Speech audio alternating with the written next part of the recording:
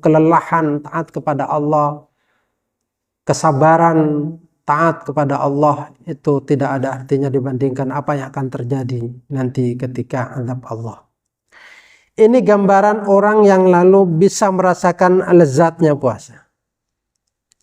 Oleh karena itu menarik apa yang disampaikan Imam Ghazali itu, bahwa ada puasanya orang yang hanya badannya saja puasa, sehingga puasa yang hanya menunda makan dan minum saja. Jadi yang penting puasa ya sudah selesai. Yang penting badannya sudah puasa, tidak makan, tidak minum, tidak melakukan hubungan suami istri, yaitu sudah selesai.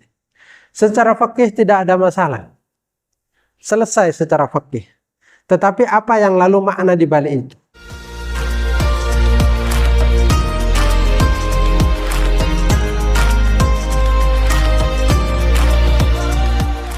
Assalamualaikum warahmatullahi wabarakatuh. Innal hamdalillah nahmaduhu wa nasta'inuhu wa nastaghfiruh wa na'udzu billahi min shururi anfusina wa sayyiati a'malina. May yahdihillahu fala mudilla lahu wa may yudlil fala hadiya lahu. Asyhadu an la ilaha illallah wa la syarika lahu wa asyhadu anna Muhammadan abduhu wa rasuluh. Allahumma shalli ala nabiyyina Muhammadin wa ala alihi wa sahbihi ajma'in wa ba'du. Bapak Ibu jamaah rahimakumullah, saya melanjutkan apa yang disampaikan tadi malam sesudah tarawih, bahwa puasa itu adalah bentuk kasih sayang Allah terhadap hambanya, dan itu adalah karunia Allah yang luar biasa. Betapa kita sangat berbahagia berada di bulan ini. Semua makhluknya Allah berbahagia berada di bulan ini, bukan hanya manusia. Dengan demikian maka sepantasnya kita merasakan lezatnya puasa itu, manisnya puasa itu. Sehingga apapun yang terjadi kepada kita maka tidak akan mengurangi lezatnya puasa itu, sebagai bentuk penghambaan kita kepada Allah. Seorang salih yang bernama Ahnaf bin Qais, cerita ini ditulis oleh Imam Ghazali dalam Ihya. Dia mengatakan, ketika Ahnaf ini ditanya, Ahnaf ini orang yang sudah tua, sudah sangat tua. Dikatakan, innaka saykhun kabir wa inna siyama yudha'ifuka. Ya Ahnaf, kamu itu adalah orang yang sudah sepuh, sudah tua sekali. Wa inna siyama yudha'ifuka. Puasa itu tentu akan membuat kamu lemah dan lelah. Tapi apa jawaban Ahnaf ini? Faqala inni u'idduhu lisyarrin tawil. Dalam cetakan lain dikatakan lisafarin tawil. Sesungguhnya saya itu mempersiapkan sesuatu bekal yang untuk kegalauan yang panjang, kerisauan yang panjang, atau perjalanan yang panjang, yaitu perjalanan kita menuju akhirat. Di dalam kubur saja kita ribuan tahun. Nabi Adam sampai sekarang belum juga bangun, belum juga dibangkitkan. Nabi Nuh sampai sekarang sudah berapa tahun? Padahal umurnya Nabi Nuh itu 950 tahun. Sejak beliau meninggal dunia sampai hari ini belum juga dibangkitkan oleh Allah. Jadi betul-betul perjalanan yang panjang.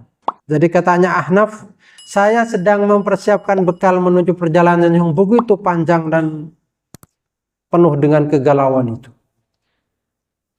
Lalu dia meneruskan kata-katanya, was-sabru ala ta'atillah subhanahu wa ta'ala ahwanu minas sabri ala adzabihi. Sabar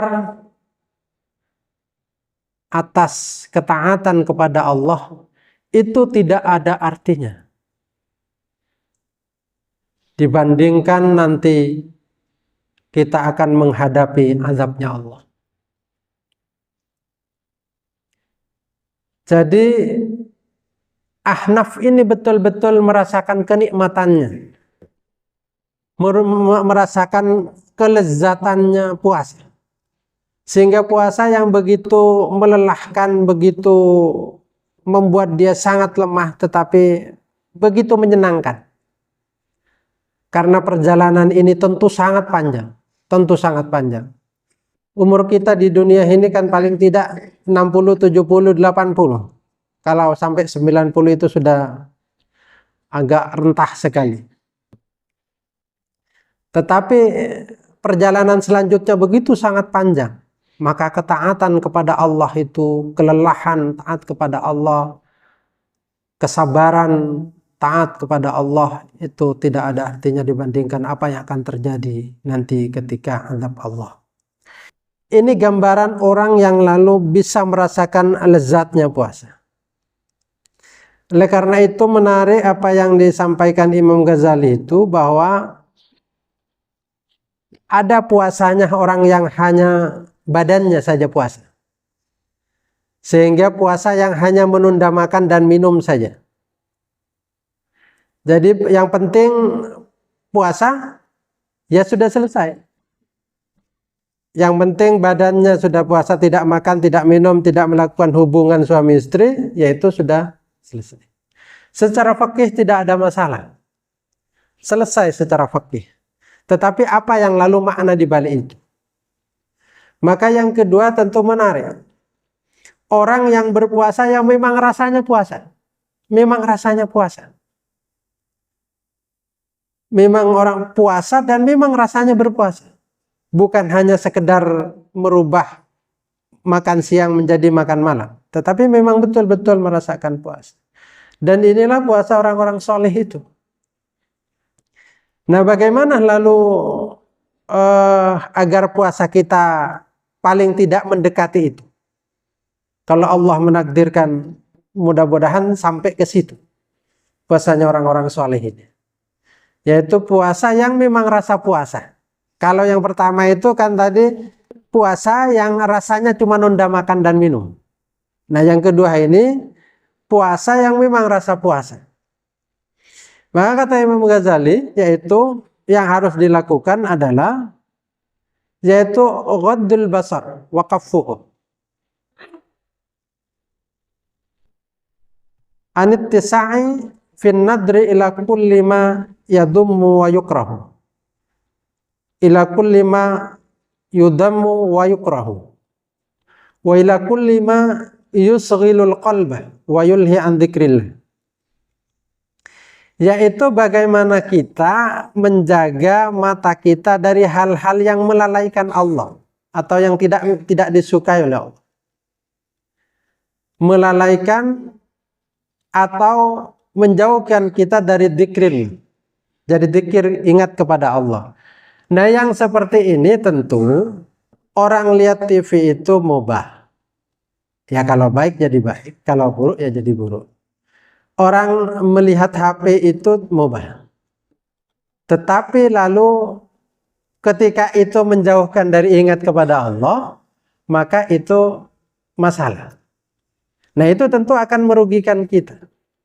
Sehingga jalannya adalah, jalan terbaiknya adalah kita coba tegah untuk tidak terlalu banyak melihat HP. Jadi jangan sampai ada orang lihat YouTube, habis lihat YouTube ya lihat TikTok, habis lihat TikTok ya lihat Facebook, terus begitu. Habis itu lihat TV. Nah itu setelah itu sampailah di waktu asar. Nah itu sungguh sangat rugi. Maka apa saja yang lalu mencegah kita ingat kepada Allah, itu lalu dihindari. Sehingga paling tidak kita niatkan dalam puasa ini adalah bahwa kita akan mengurangi untuk bermain itu. Mengurangi membagi itu. Sehingga ada kesempatan kita untuk lalu melihat yang baik-baik itu. Memandang sesuatu yang baik. Memandang betapa karunia Allah itu luar biasa. Dan kalau sudah orang itu bisa mencegah itu, wa man tarakaha khaufan minallah atahullah azza wa jalla imanan yajidu halawatahu fi qalbihi. Kalau orang itu bisa mencegah dari hal itu karena takut kepada Allah, maka Allah akan mendatangkan keimanan dan halawah, kenikmatan, kemanisannya di dalam hati. Manisnya iman itu akan tumbuh itu dengan sendiri. Yang kedua adalah hifdzul lisan, yaitu menjaga lisan, yaitu syughluhu bidzikrillah subhanahu wa ta'ala wa tilawatil Qur'an fahada saumul lisan. Jadi menyebutkan dengan zikir kepada Allah. Jadi lisannya dipergunakan untuk berzikir kepada Allah dan membaca Quran. Jadi Quran itu bagaikan lautan yang luas. Ada orang yang lalu berdiri di tepi pantai, ada orang yang lalu menuju tengah lautan untuk melihat mutiara-mutiara di dalam Quran, di dalam laut itu. Nah, orang yang lalu membaca Quran tentu sangat baik, sangat baik. Itu bagaikan orang yang berada di tepi lautan. Tetapi orang yang lalu memahami Quran itu bagaikan orang yang lalu melihat mutiaranya Quran. Sehingga yang paling bagus itu ada saatnya membaca Quran, ada saatnya mentadabburi Quran. Merenungkan apa yang lalu ada di balik Quran itu. Apa yang lalu ada di dalam balik pesan-pesan Allah itu. Oleh karena itu, yang paling baik kita tidak hanya berada di tepi lautan saja. Orang yang berada di tepi lautan tidak akan pernah merasakan nikmatnya laut itu, indahnya laut itu. Sama dengan Quran, orang yang hanya membaca Quran itu tentu tidak akan merasakan mutiara yang ada pada Quran. Tapi tentu itu sangat baik. Maka yang harus kita lakukan adalah bagaimana kita lalu zikir kepada Allah. Jadi lisan ini dicoba, dilatih untuk banyak berzikir kepada Allah. Baik orang itu menargetkan zikir itu dengan angka. Karena angka itu akan mendorong orang untuk sampai ke angka itu. Misalnya lalu dia berzikir sebanyak-banyaknya dengan menghitung angka. Nah itu akan mendorong orang untuk sampai ke angka itu. Jadi orang itu berusaha untuk bagaimana selalu ingat kepada Allah. Dan ini penting untuk kita ingat adalah bahwa ketika kita tadi salat subuh, maka pikiran kita, ingatan kita adalah menunggu salat duhur. Nah ketika selesai salat duhur, maka pikiran kita menunggu salat asar. Terus begitu. Berarti ketika Allah mencabut nyawa kita, nafas kita berhenti, maka saat itu malaikat masih menghitung kita sedang menunggu waktu sholat. Dan itu luar biasa. Maka lalu kita akan selalu untuk bagaimana lisan kita bisa berzikir, ingat kepada Allah. Nah berzikir itu tentu ada macamnya. Ada dua macam zikir. Ada zikir ingat kepada Allah itu lil hasanat, berzikir kepada Allah, yang penting berzikir, membaca kalimat la ilaha illallah, beristighfar kepada Allah, itu akan memperbanyak pahala.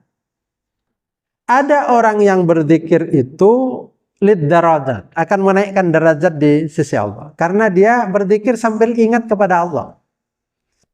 Ingat kepada Allah, jadi betul-betul ingat kepada Allah. Ingatnya itu betul-betul bukan hanya sekedar ingat, tetapi bagaimana Allah luar biasa. Bagaimana Allah kasih sayang luar biasa. Sehingga kadang lalu muncul rasa senang yang luar biasa itu kepada Allah. Nah, ini gambaran bagaimana kita lalu melakukan cara berpuasa yang itu puasa yang memang rasa puasa. Masih ada 6, tetapi tentu tidak akan kita selesaikan saat ini. Dan itu saja, jadi paling tidak kita mencoba untuk bagaimana tidak lalu membuang-buang waktu dengan teknologi itu. Yang kedua adalah bagaimana kita menjaga lisansi kita selalu berzikir kepada Allah. Bacalah istighfar itu sebanyak-banyaknya, karena saat ini, bulan ini Allah mudah untuk mengampuni umat manusia. Jadi semakin kita istighfar kepada Allah, semakin mudah kita melakukan kebaikan-kebaikan yang kita lakukan karena Allah itu. Jadi kalau kita merasa bahwa ya kok berat ya membaca Quran, kok ya berat untuk berzikir, kok ya sering lupa berzikir, maka jalan terbaiknya menurut para ulama adalah banyaklah istighfar. Karena ada bagian-bagian yang lalu dalam hidup kita itu jauh dari Allah. Dan istighfar itu salah satu yang mendekatkan diri kita kepada Allah. Barangkali itu. Ihdinas siratal mustaqim. Assalamualaikum warahmatullahi wabarakatuh. Waalaikumsalam.